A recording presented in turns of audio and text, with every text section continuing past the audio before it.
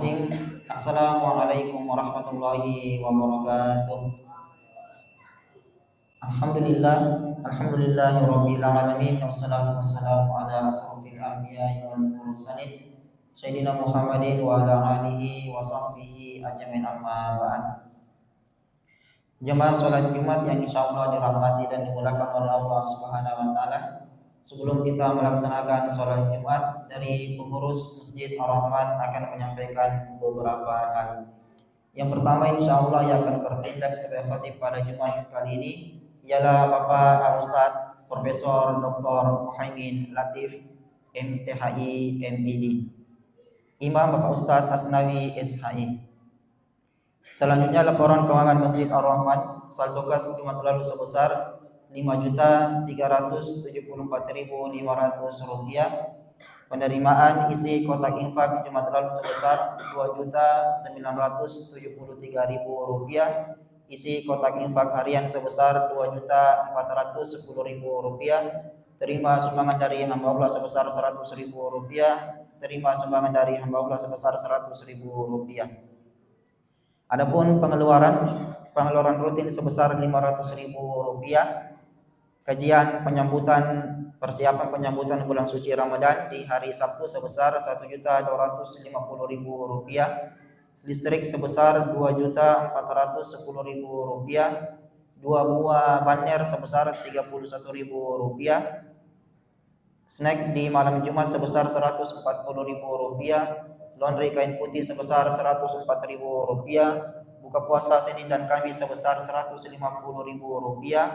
Konsumsi rapat pengurus sebesar Rp75.000.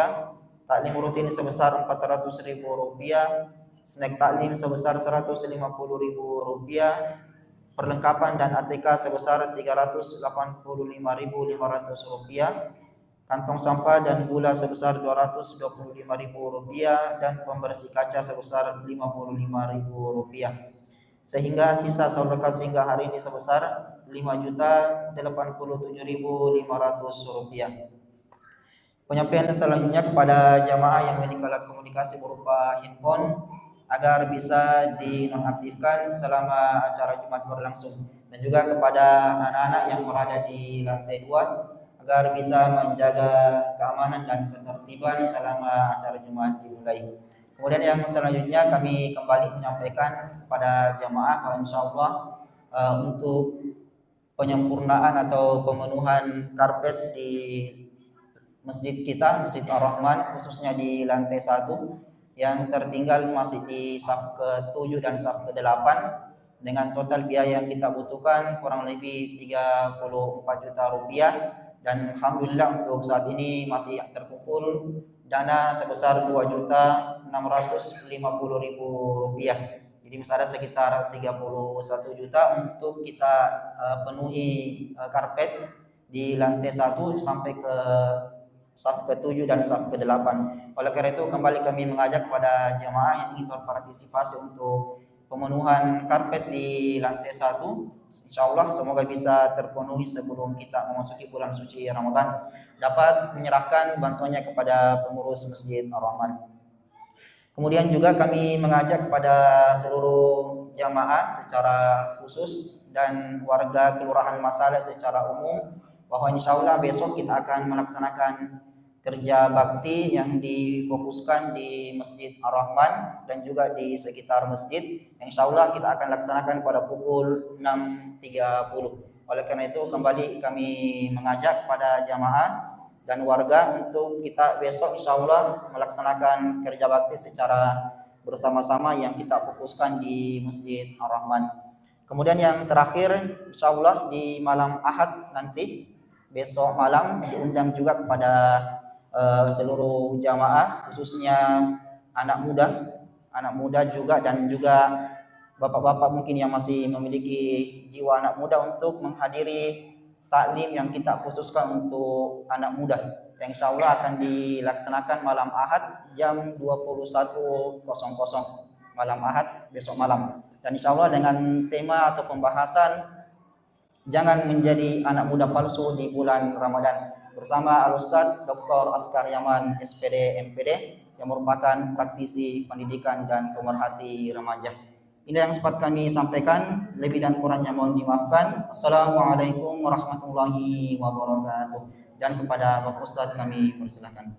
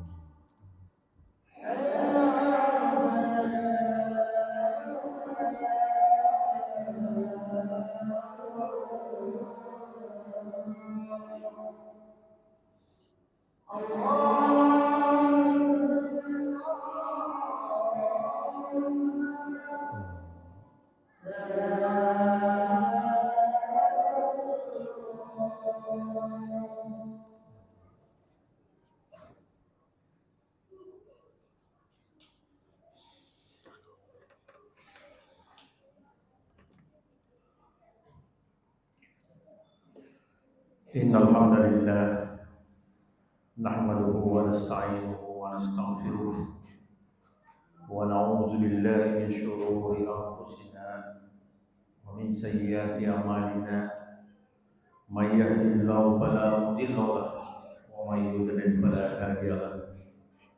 Asyhadu an la ilaha illallah wahdahu la syarika lahu wa asyhadu anna Muhammadan abduhu wa rasuluh. Allahumma salli wa sallim ala sayyidina Muhammadin wa ala alihi wa ashabihi ajma'in, amma ba'd. Fa ya ibadallah,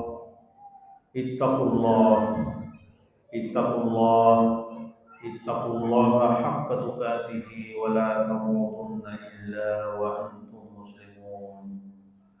Faqad qala Allah ta'ala fil Qur'anil Karim wa huwa asdaqul qailin. Inna Allah wa malaikatahu yusalluna 'alan nabi ya ayyuhallazina amanu sallu 'alaihi wa sallimu taslima. A'udzu billahi minasy syaithanir rajim. Bismillahirrahmanirrahim.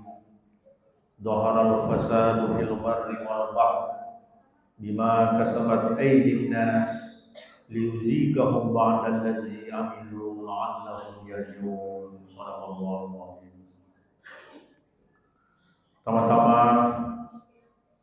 mari kita senantiasa memanjatkan puji dan syukur kita kepada Allah Subhanahu wa taala yang alhamdulillah insyaallah kurang lebih 1 minggu lagi kita akan memasuki bulan suci Ramadan. Begitu pula salawat dan salam mari kita kirimkan kepada baginda Nabi besar Muhammad sallallahu alaihi wasallam yang telah diutus ke dunia ini sebagai uswatun hasanah, sebagai teladan yang baik. Sidang jamaah Jumat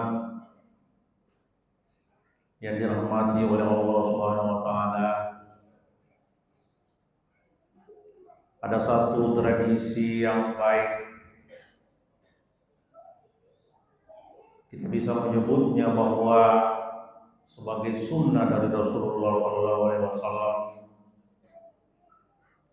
yaitu menjaga dan membersihkan lingkungan kita. Seperti yang disampaikan oleh panitia tadi, bahwa ada tradisi yang bagus yang biasanya kita lakukan bagi umat Islam, yaitu bersih-bersih masjid sebelum memasuki bulan suci Ramadan. Hal ini tentu saja menjadi bagian penting dari ajaran kita, ajaran Islam.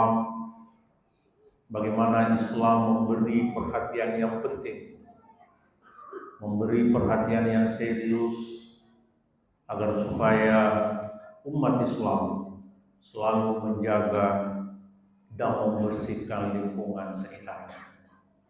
Oleh karena itu, judul khutbah yang saya sampaikan adalah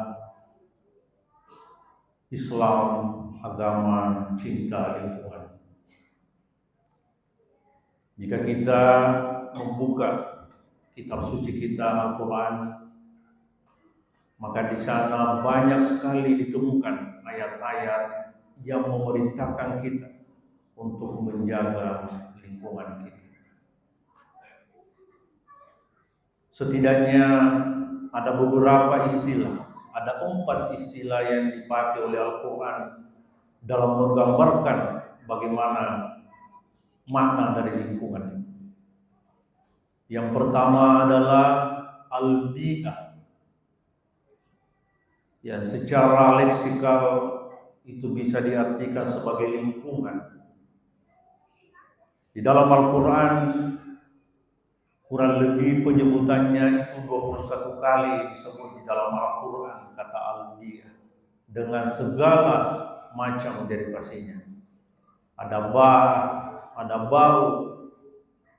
Bahkan Dr. Yusuf Al-Qaradawi menulis secara khusus buku yang dia beri judul Ri'ayatul Bi'ah fi Syariatil Islam, bagaimana Islam memandang lingkungan. Terminologi yang kedua yang dipakai Al-Quran yaitu al-alamin, yang kita bisa sebut atau kita bisa maknai artinya sebagai alam.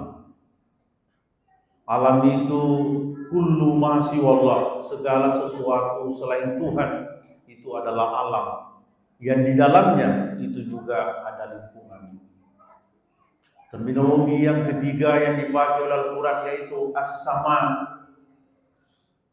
dan itu diulang sampai 210 kali di dalam Al-Quran dalam bentuk tunggal, dalam bentuk mufrad.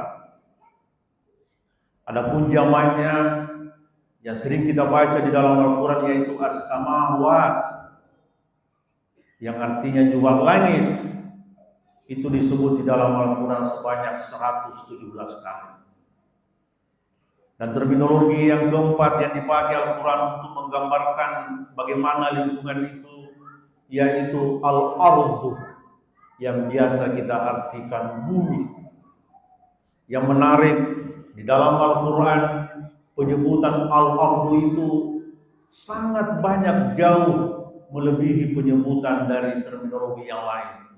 Kurang lebih 463 penyebutan al-ardu di dalam Al-Quran. Apa maknanya? Bahwa sejatinya kita mesti memberi perhatian yang serius terhadap bumi di mana tempat kita ini berpijak, terhadap lingkungan di mana kita hidup.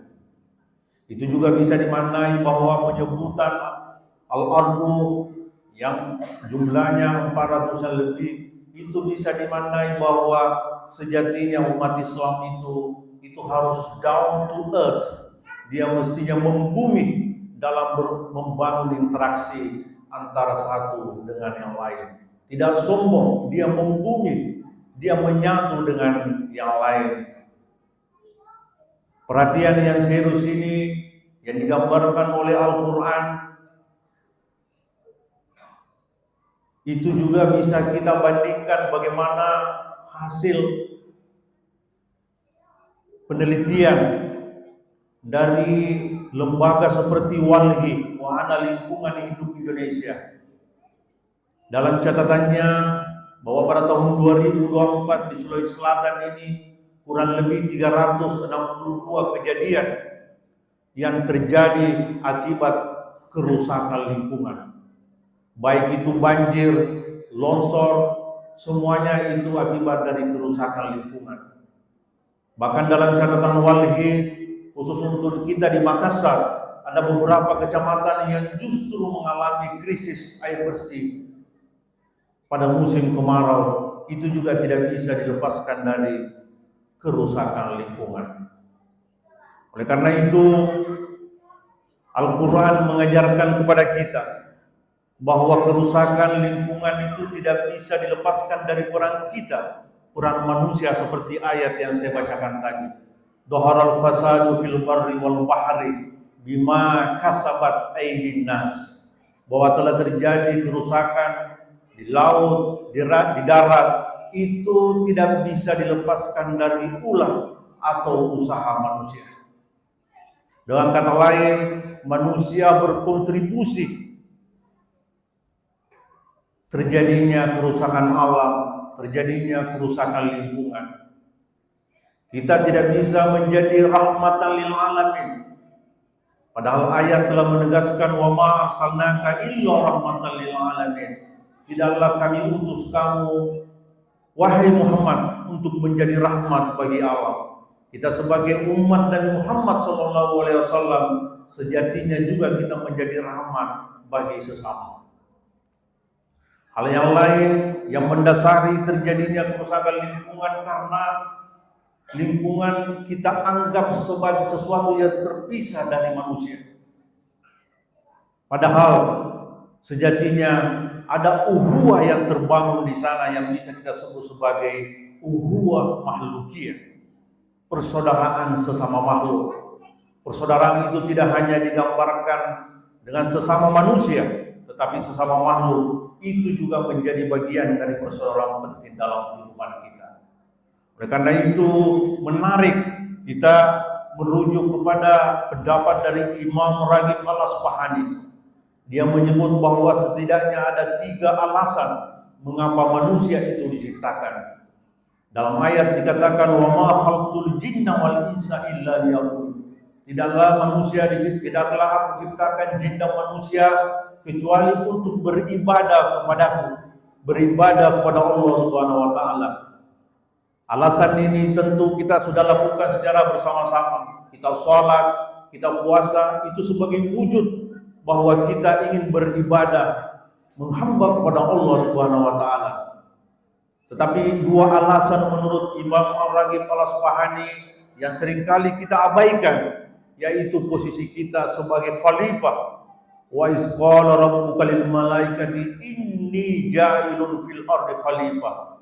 Posisi manusia menjadi khalifah. Menurut Ali Syariati, bahwa manusia itu disebut sebagai khalifah, sebagai representasi Tuhan di bumi ini. Yaitu ketika dia mampu membangun relasi yang baik dengan sesama, relasi yang baik dengan lingkungannya, maka pada saat itu dia menjadi makhluk yang setinggi-tingginya. Tetapi ketika dia menjadi bagian dari kerusakan lingkungan dirusak, dieksploitasi secara berlebihan, maka pada saat itu manusia dia menjadi makhluk yang serendah-rendahnya. Itu alasan yang kedua. Alasan yang ketiga menurut Imam Raghib Al-Asfahani, sebagaimana difirmankan di dalam Al-Quran, wa ila samuda akhahum salihah wa qala ya qaumi ibudullah ma lakum min ilahin ghairuh wa ansha'akum minal ardi wasta'marakum fiha. Bahwa kita sejatinya menjadi memakmurkan bumi ini. Kita bertugas untuk menjaga, memakmurkan bumi ini. Itu juga menjadi bagian penting dalam kehidupan kita. Dalam hadis banyak sekali disebut bagaimana ajakan atau anjuran untuk menjaga lingkungan kita. Setidaknya ada 2 hadis yang saya ingin sampaikan, yang itu diriwayatkan oleh Bukhari Muslim.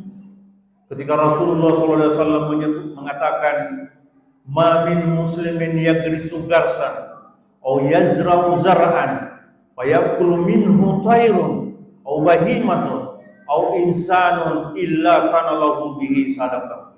Tidaklah seorang muslim ketika dia menanam pohon, ketika dia menebar benih di kebun, dan kemudian tumbuh menjadi pohon, kemudian datang seekor burung memakannya, datang manusia memakannya, illa kana lahu bihi sadaqah, maka pada saat itu manusia akan mendapatkan sedekah. Jadi jamaah sekalian, sedekah tidak hanya lahir ketika kita menyumbang kepada masjid, menyumbang terhadap sesama, tetapi ketika kita menanam pohon dan itu dikonsumsi oleh baik itu hewan, maka itu juga menjadi sedekah bagi kita semua.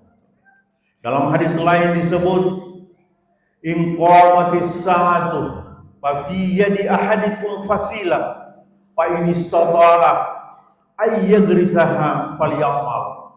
Jika seandainya hari kiamat itu datang esok hari dan di tanganmu ada sebatang kurma, sebatang pohon kurma, maka tanamlah pohon itu, walaupun itu kiamat akan datang besok. Menurut Dr. Yusuf Al-Qaradawi bahwa menanam pohon itu adalah bagian dari fardu kifayah, dan itu dibenarkan oleh Al-Qurtubi dalam tafsirnya. Dalam konteks tasawuf, banyak sufi juga yang memberikan perhatian serius bagaimana sejatinya kita menjaga lingkungan sekitar kita.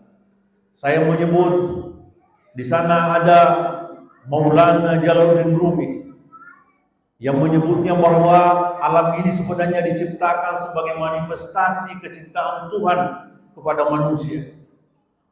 Manusia adalah wadah di mana Tuhan begitu mencintai, begitu memberikan nikmat yang besar kepada manusia. Jadi ketika kita merusak alam, sejatinya kita telah merusak cinta atau kehadiran Tuhan di alam ini. Salah satu syairnya yang paling terkenal yang disebut oleh Maulana Rumi, dia mengatakan bahwa dengarlah bunyi angin di sela-sela pepohonan, pada hakikatnya Tuhan telah berdialog kepada Anda. Maknanya apa? Bahwa apa yang ada dalam sekitar kita itu adalah bagian dari manifestasi kecintaan Tuhan kepada alam ini. Dan tokoh yang terakhir, sufi besar yang terakhir dan menarik untuk kita jadikan sebagai sandaran dalam menjaga lingkungan sekitar kita, yaitu Abdul Karim Al-Jili. Dia mengatakan bahwa makhluk yang pertama diciptakan dalam kehidupan ini yaitu Nur Muhammad. Jauh sebelum Nabi Adam diciptakan, Nur Muhammad itu sudah diciptakan oleh Tuhan. Nur Muhammad ini kemudian memancar kepada seluruh makhluk yang diciptakan oleh Tuhan, dan itu muara dari Nur Muhammad itu berparipurna pada diri Nabi Muhammad SAW yang disebut sebagai insan kamil. Jika kita merusak alam, maka pada hakikatnya kita telah merusak apa yang disebut sebagai Nur Muhammad yang diciptakan oleh Allah Subhanahu wa Ta'ala. Dalam Ramadan ini, mari kita menyambut bulan Ramadan dengan green Ramadan, Ramadan yang hijau, Ramadan yang tidak banyak sampah. Apalagi hari ini disebut sebagai Hari Sampah Nasional. Mudah-mudahan ini menjadi kesadaran kita bersama dalam menjaga diri kita, menjaga lingkungan sekitar kita, dan menjaga bumi kita. Barakallahu li wa lakum bil Qur'anil Karim wa nafa'ani wa iyyakum bima fihi minal ayati was zikril hakim. Wa taqabbal minni wa minkum tilawatahu innahu huwas samiul alim.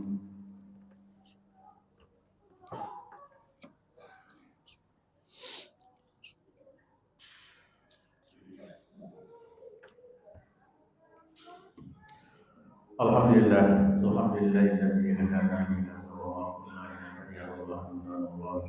Asyhadu an la ilaha illallah wahdahu la syarika lahu wa asyhadu anna Muhammadan abduhu wa rasuluh. Allahumma shalli wa sallim ala sayyidina Muhammadin wa ala alihi wa ashabihi ajma'in amma ba'd. Fa ya ibadallah, ittaqullah, ittaqullah, ittaqullah haqqa tuqatih wa la tamutunna illa wa antum muslimun. Allahumma salli wa sallim ala sayyidina Muhammad wa ala ali sayyidina Muhammad kama shallaita ala Ibrahim wa ala ali Ibrahim wa barik ala sayyidina Muhammad wa ala ali Muhammad kama barakta ala Ibrahim wa ala ali Ibrahim fil alamin innaka Hamidum Majid. Allahumma ighfir lil muslimina wal muslimat wal mu'minina wal mu'minat al ahya'i minhum wal amwat innaka sami'un qaribun mujibud da'wat wa ya qadiyal hajat. Allahumma sholli Islam wal muslimin wa anil kafarat muslimin wa anil kalimatu ila yaumiddin. Rabbana atina fid dunya hasanah wa fil akhirati hasanah wa qina adzabannar. Ibadallah, innallaha ya'muru bil 'adli wal ihsani wa ita'i dzil qurba wa yanha 'anil fahsya'i wal munkar wal baghi ya'idukum la'allakum tadhakkarun wa dzikrullahi akbar wallahu ya'lamu ma tasna'un.